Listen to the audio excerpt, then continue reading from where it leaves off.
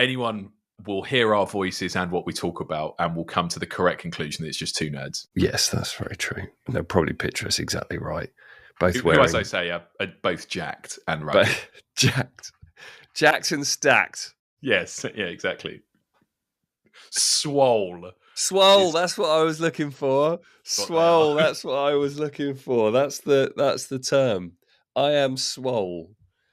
It doesn't sound like a compliment at all, does it? No, my nasal passages are swole. Yeah, I'm swole. All right. So sorry about that. Have you seen a doctor?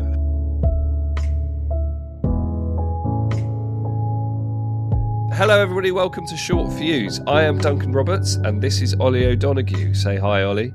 Hello. We are back for Series 3, which we're very excited about after a bit of an extended break. We've had to think about some new topics to talk about and to vote on. We're honestly not making it up as we go along, promise. But we're here to vote on these topics, as I say. We're going to vote whether we're long or short on them, whether we think there's legs in them, whether we don't. And then we will debate, talk nonsense for about half an hour, and then re-vote on them to see if we've changed our minds. Generally, we don't follow that format, but I'm going to keep saying it anyway. But what's today's subject, Ollie? Can you introduce it? Well, today's subject, Duncan, is social media. With, social media. A heavy focus on LinkedIn. Okay. We started off with the topic being LinkedIn, but we felt bad for LinkedIn, so we broadened it to social media. We don't like to target particular platforms, do we? No. Other platforms exist. But to be perfectly frank, we have to try and talk about what we know, even though we also do talk about what we don't know quite willingly. And to be honest, I don't really use social media apart from LinkedIn. Same, right? That's why we picked LinkedIn, because it's the only one we use. It's the only one we use. But don't think for a second we won't have an opinion on the others, because we will. You just admitted to me that you have a TikTok account, though. Well, no, I do, but for research purposes, or as watching funny videos mainly is the research. So yeah, I don't engage with it. I'm not posting anything, and I'm not, I'm just watching little videos. All right, but so like what's the definition of social media in that sense? Because if TikTok is TikTok social media? Yeah, definitely. Yeah, is YouTube definitely social media? Yeah, I think so. Is it? Yeah, I was always confused. Bizarrely, I had this argument, like in an academic sense, probably about 10 years ago, when we were defining social media accounts for, I can't remember what it was. It's for a marketing program. And there was a genuine argument about YouTube. And half of the room were just like, it's actually just like a media platform. But I think it's social media. I think anybody can upload anything onto it. So in that sense, it just happens to be also a place where you can get kind of professional content as well. But then again, that happens with companies who've got profiles on LinkedIn, and businesses have got profiles on TikTok and Facebook to sell stuff, haven't they? So it's all much of a muchness. I mean, a lot of the web is social media now. It's user-created content rather than kind of professionally created. So the lines are blurring, I'd say, between what is just social media and what is just the content on the internet at large. Let's take our bets on it, long or short. Social media long. Right. And social media in the context of the current platforms that exist, or the concept of user-generated content in general? I think, and we were talking a little about this before we started, right? So I think if we were to crudely package up traditional social media as like Facebook, LinkedIn, text-heavy stuff, right, where it's mainly writing, I think some of those guys are in trouble. I think video stuff like TikTok, Instagram Reels, that's going to be the name of the game. But bizarrely, despite the original premise of this episode being just a wail on how ludicrous LinkedIn is, which I think we should definitely do, because it's crazy. I think LinkedIn will probably just be absolutely fine, because there's just seemingly an unquenchable thirst from its 1 billion plus users to pretend to be thought leaders on literally every topic. Mm-hmm. And dare I say it, Duncan, us included, right? Yeah. Because we're legally thought leaders. It's in our job title. Yeah. So we're allowed to. We're allowed to do it. We have a license. We have a special card that we can bring around. But still, like, we are part of the problem in that respect. Here, look at me. Look at me. Look at me. I would say we're a structural part of the grift. In fact, which is essentially what social media is. Like, look at me, I'm cool. Please pay attention. Yeah, and I love it. I'm there for it all the time. I mean, I was scrolling through in preparation for this. This was a really easy episode to do preparation for, because I just opened up LinkedIn and scrolled, and it was just like, oh wow, it's crazy and toxic immediately. Like, you know, it's just instantly. There's so much fun to be had from people posting, you know, hey, I've just had a baby. Here's a picture of my wife in the delivery room. And here's what it taught me about B2B sales. Yeah. Like that. So it's just absolutely fantastic. There'll always be a market for that. I was just going to log into LinkedIn and see what was going on. That might be what you just heard there. Here's a video of a man just filming himself. There's some people at conferences. There's lots of pictures of people's faces. I mean, I'm not really paying attention to any of this. And then there's just picture after picture of these kind of faux architectural diagrams of this is what AI is. Here's some AI agents. Here's what how you should structure your AI workflow. Just endless pictures of those that people have posted. So yeah, and then the funny ones, right?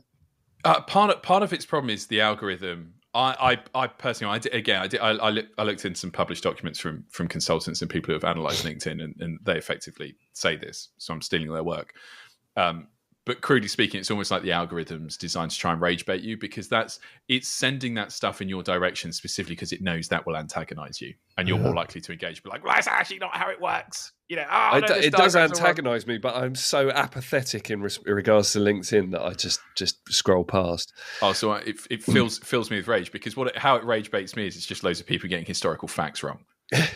What I tell you what rage baits me though is the format, and this is all designed for engagement. I'm sure it's designed for you to click on the read more little bit of the post, is how short the sentences are, and the fact that everything's like a long poem rather than just a block of text. You know, they go it starts off with a short sentence, then there's a line break, and it goes into another short sentence, and then a couple of short sentences, and it's massively long. And it's just a writing style that I find absolutely infuriating. But it works. It works. Yeah. You don't have to write like that. You can write in a normal paragraph. I do out of you know, a sense of misguided dignity. But if you want people to engage with your post, doing that really works. And the first sentence is usually about 5 words long. It's like, my daughter looked up at me in tears, and then and then you click read more. It's like, because mummy didn't get that promotion that mummy definitely deserved. Actually, if anyone's reading this, definitely deserved. And it works. People, like you say, you end up clicking read more than you would if you could read the first entire. I'm really annoyed with myself. Yeah, it works. That's how you get engagement, buddy. The thing that I don't have a lot of other social media profiles, but the thing that also gets me, and you mentioned this earlier on, is these kind of canned responses. It was my birthday fairly recently, and I just got. I for some reason, I'd put my birthday into LinkedIn. I don't know why. Maybe a cry for help and attention on a particularly lonely year. But I'd put my birthday in, and now every year I get a bunch of canned messages, not like posts, but private DMs from people that I can't ever remember having connected with. I don't know from, the next person going, happy birthday, Duncan. Many happy returns. I'm like, oh, well, do I respond? Do I just respond with the canned response? So it's just a canned response to a canned response to a canned response. Like, that isn't that utterly disheartening for kind of human interaction. What's good about it, there's low kind of value attached to that, generally speaking, right? So, hey, happy birthday. Where it's most fun is where it's a post, and again, I'm talking LinkedIn, but I guess it's on everyone, where it's a post where it's like something quite dark. Someone's been murdered, blah, blah, blah. I'm, sad to announce that former colleague has sadly passed. Insightful. Like that. Right. Yeah, exactly. Great post. Thanks for the update. Insightful. Rocket emoji, smiley face. It's, it's incredible. And this is part of the value proposition, I think, for LinkedIn generally, is actually, if you're the type of person, let's say you're looking to recruit someone, being able to see how vacuous they are by scrolling through their LinkedIn perfectly doable. I don't think it's part of anyone's due diligence, but I don't think anyone's thinking about this. This originally started off as like your online CV and was taken incredibly seriously. People still take it incredibly seriously, and it's that seriousness that means people are getting away with murder, and just absolute nonsense is being posted around the clock. Just absolute stuff. Like we talked about the difference between what's an alpha and what's a sigma, which is a big part of LinkedIn, right? This grind set, like, hey, there are only 24 hours in a day, but I've worked 48 hours today, and that's because I grind. It's that type of absolute nonsense. It's absolutely pervasive. Yeah. But like, let's say you were looking to hire someone and you saw that post. They've done you a massive favor by being like, yeah, that person's definitely not joining my team. Yeah, and I think the advent of generative AI has just increased the amount of nonsense that you see, and you and I know that we talk about this a lot, but being able to pick out the ChatGPT Gemini-esque posts that people have written, like in the ever evolving landscape, in the rapidly evolving landscape, M dashes. It's about that, those kind of signifiers. It's just every post is a ChatGPT post now. I understand using these tools for content, but do you really need ChatGPT to write a short social media post for you?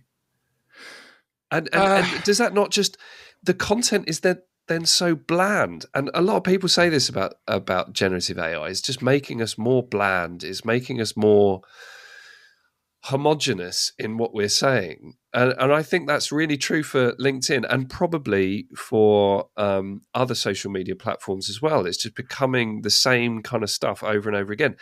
I was saying earlier on, before we started recording, that I got trapped in a YouTube Shorts hole of Karen videos, watching Instant Karma for Karens, and they're all the same format. And they're all the same things. And in some cases, they're just the same videos in a slightly different order. And yeah, it is more homogenous. But actually, as I say this, I still got trapped in that rabbit hole and swiped up to go to the next one every few seconds. The algorithms know what they're doing. But like to your point on ChatGPT, right? And I think it's making it worse. But that was a problem to begin with, because any inspirational post, like the classic, my daughter looked up at me in tears, her ballet recital, or I saw a hungry dog by the side of the road, and that dog turned out to be the interviewer, or that type of absolute drivel, right? If you were to search for that in the LinkedIn search bar, it would come up with millions of identical posts, just people copy and pasting the same post. Now, unless millions of people are interviewing that same kind of homeless man who turned out to be the CEO of a Fortune 500 company playing or a dog. Joke. A dog, or hello, I'm a cat, and that taught me so much about cybersecurity. You won't believe it, right? The second it goes viral, people just copy and paste it, and it just gets replicated and replicated and replicated. And the bit that's absolutely crazy is all the sycophants just pile in. Yeah. Oh my god, you're so clever! Oh my god, you're so clever! Insightful. No one does any due diligence. That's the bit that's crazy for me. So I saw one the other day in my network that someone who is self-employed, right, doesn't hire anyone. And the post that they'd clearly copied was like, when I hired the 500th person in my team, I knew I was on to. So you don't have 500. You don't have one person. Like, this is so provably false. Yeah. With, just by clicking on your name.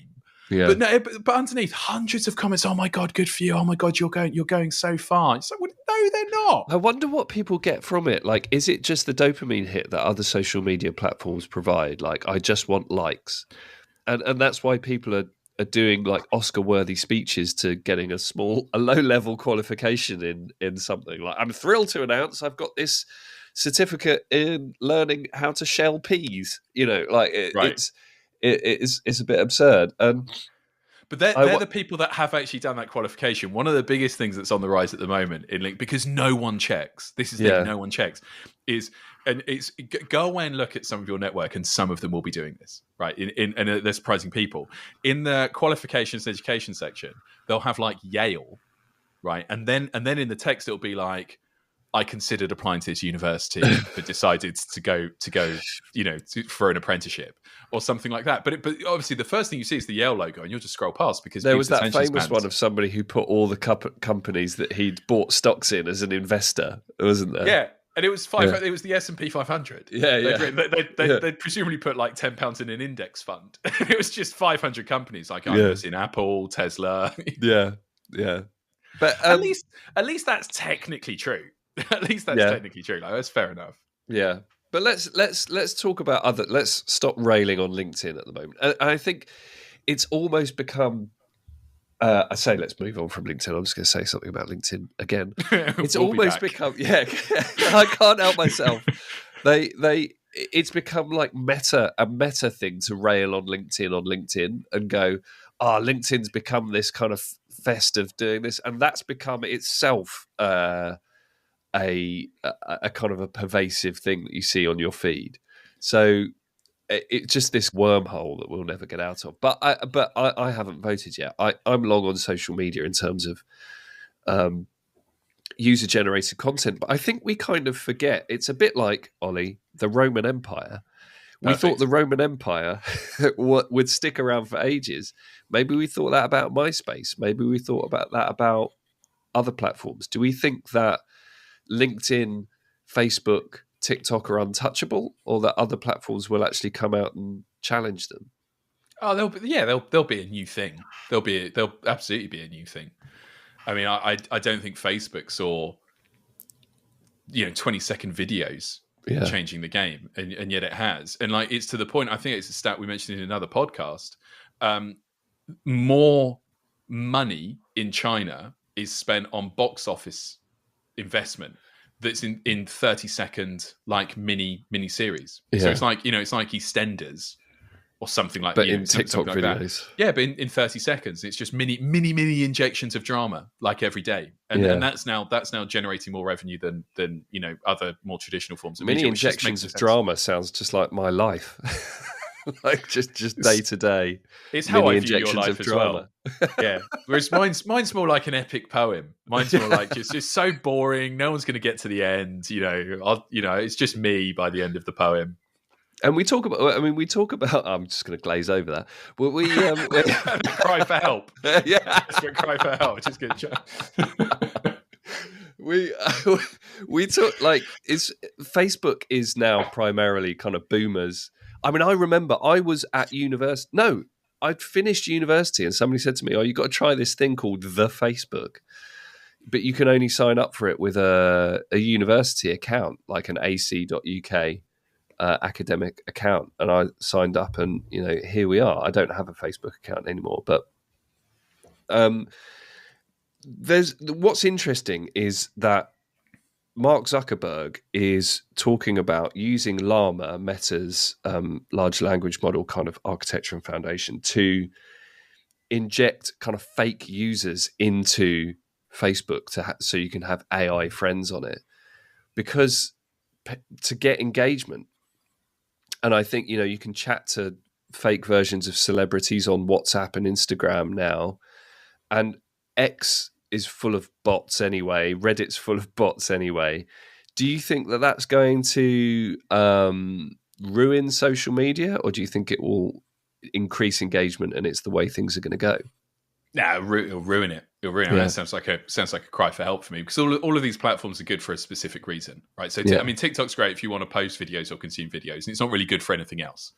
No one, presumably, I don't know that well, but no one on TikTok is like, hey, here's an update on, my birthday party for only my mum and aunt to look at, right? Which is what you would use Facebook for. So Facebook is about keeping in touch with family and friends. That's how it was designed, right? And people care less about that now, so it's diminishing in value. And this is what I find fascinating, right? So there's this thing on Reddit called karma farming, where people will post just to get upvotes, so that they just to see. You don't get anything from it. There's no monetary value. There's no reward. They post something, or they copy and paste a post from somewhere else, or a bot does it just to get the upvotes.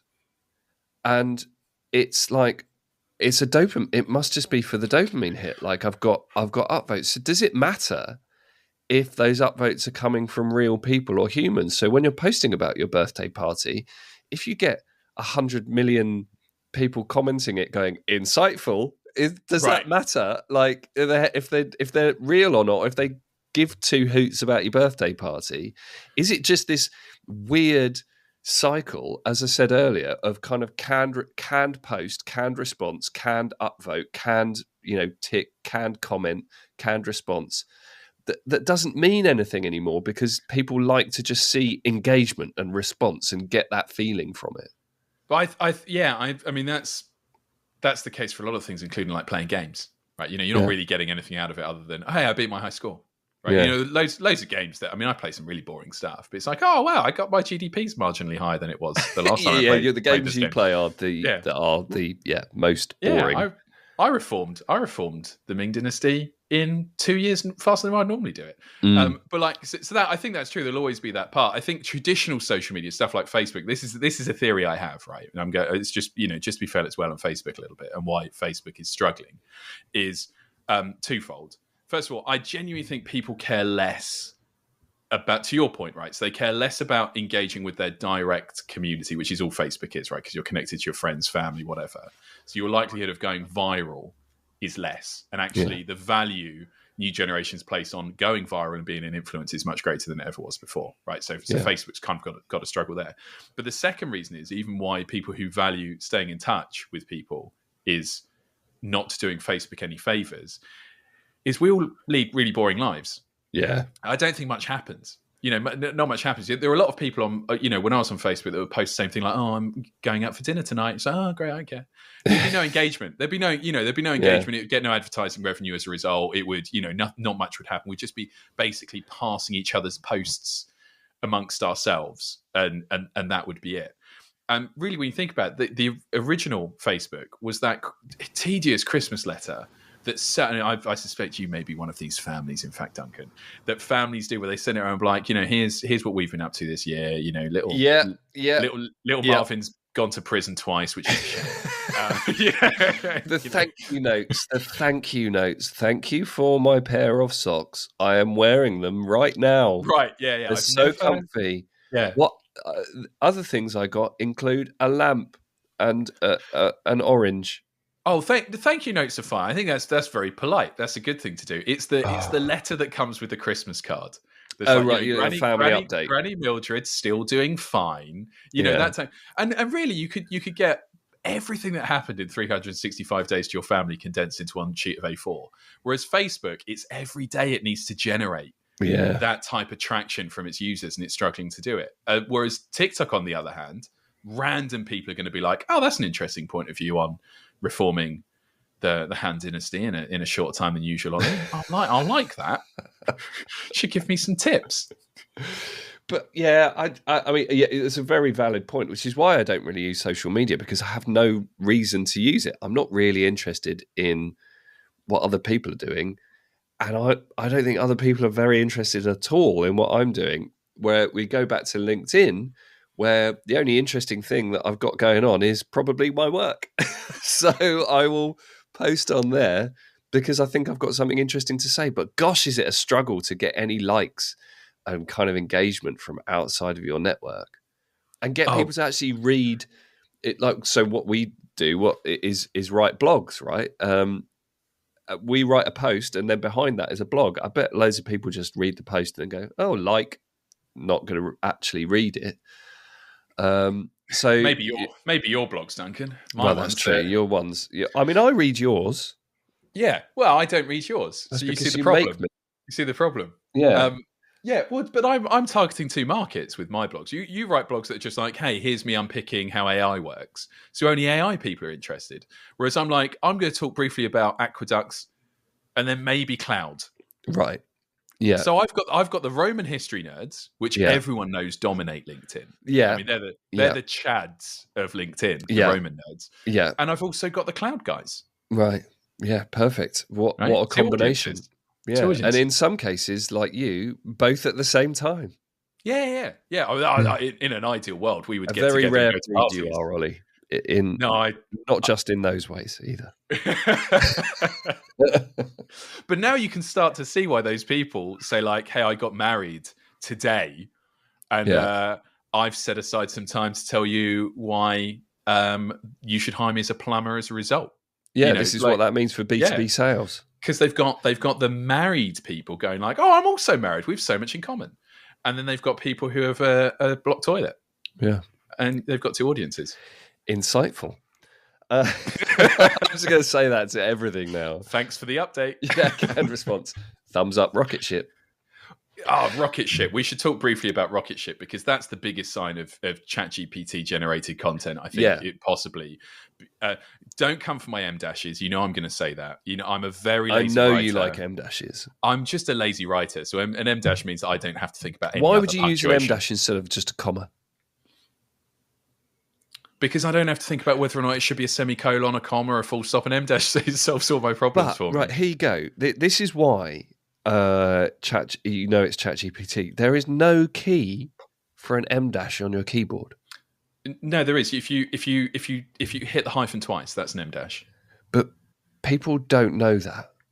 And people like me who use the M dash all the time too. Well, yeah, but people don't really know that it's a shortcut on a keyboard that people don't really use. So you know that if you see it in content, that people generally don't use M dashes. So it's probably unless they're a really good writer, which is why ChatGPT is mimicked. Yeah, but now you've been absolutely done over.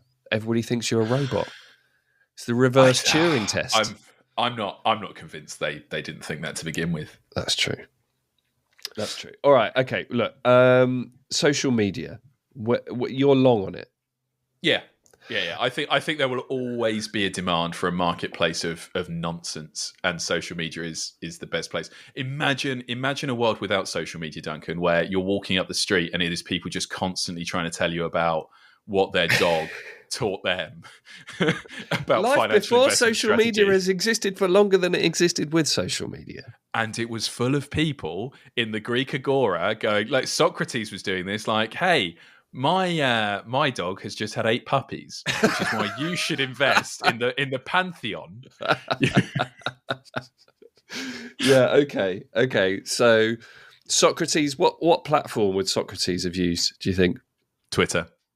I reckon not X. He's more of a Blue Sky man, I think. I think he would have moved to Blue Sky. I think he would have started on Twitter because he's pithy, isn't he? He's famously pithy. He would have loved the character limit. He'd be like, oh God, this is exactly what I've been talking about. Yeah. I mean, people shouldn't talk for more than 140 characters. He would hate this podcast. Yeah, we're just whittering Too many words. Too many words. Okay, well, I'm gonna go short on social media just to be antagonistic. And we're getting to the end of the podcast now, anyway. But I'm going to say I'm short because I think that the platforms as they exist at the moment are shifting and changing, and I think that user-generated content will still exist, but social media as a means to kind of tell people about your lives will die off because I think people realise that it's all not that interesting, and content is becoming more professional anyway. Those influencers are becoming the people that create TV shows. I was reading a report about how some TV producers who would produce daytime TV are now working in supermarkets because nobody watches daytime TV anymore. There's no point. They just watch really cheaply produced influencer YouTube videos. And I think that we'll get to that stage where that becomes the professional level of production, and it's no longer kind of social media. It's just that's what content is. And so we'll kind of pass this threshold where social media has evolved into something else and kind of eaten itself, if you will. So I'm long on it for the polar opposite reasons that you've just described, ironically. So right. I think the internet in the future, and we've done a lot of research into this professionally. I think the internet in the future is just going to be this form of content, and I think people love consuming content from what they perceive to be just other normal people, right? That's what makes social media and influencers happen, and they seem to believe just crazy things. That's the part, and I think probably in all of our podcasts this has come up. People presenting themselves as experts, and people being like, "Oh my god, that's great financial advice." The same people that say that's great financial advice scrutinize financial advice from real experts and be like, "Oh, it's just it's just a man trying to tell me about interest rates. No thanks." Yeah. And yet there'll be a guy that's like, "Don't buy a car. That's a liability. Buy a house." and people are like, "Oh my god, I've never thought about it like that before." Like the demand for this stuff is crazy. I mean, I hate it. I think it should be regulated into the ground. I think anyone who's like, "Don't buy a car, buy a house," should, there should be some sort of SEC that goes, What do you mean? What are you talking about here? What are you actually advising? So we are kind of finally on opposite ends of the spectrum. I don't disagree with what you're saying, but I do think that we're in this kind of social media eating itself whirlpool. But we'll see what happens, and then we can come back and argue it again. What would we do if social media? What would we do without LinkedIn? This is why you have to be careful with LinkedIn. Like me and you, we live off LinkedIn, buddy. I know. I mean, this podcast is going to be advertised on LinkedIn. Well, you absolutely triggered me when you said people professing to be experts, and I was like, "Oh God, I've just been seen." I feel seen. This is an important caveat that we should put onto this, right? Because you said right at the start, which is fair enough. Like we don't just make it up. Actually, a big part of this is us making up our opinion on the fly. Like that's what we're trying to do here. This is the same as when they put a camera in front of the face of a person in public, just like, what do you think about the complexities of the following geopolitical situation? And the poor person's just carrying their shopping out of Tesco, just like, I think it's bad. I think they should stop it. They should stop it immediately, really. I like the fact that you said that you'd done some research into this podcast. I just turned up and go, yeah, what should we talk about? I've done by far the least into this one because I've just got an axe to grind. So I'm just like, I've got some opinions on this. Yeah. All right. Well, look, we're at opposite ends of the scale. We'll see what happens. And if you want to read my blog on LinkedIn and give me some likes and upvotes, I'm karma farming away. All right. Lovely to be back. We'll be back soon with another episode about. We don't know what it's about because we are making it up as we go along. Thanks everybody for listening. Say bye-bye, Ollie. Cheerio. See you next time.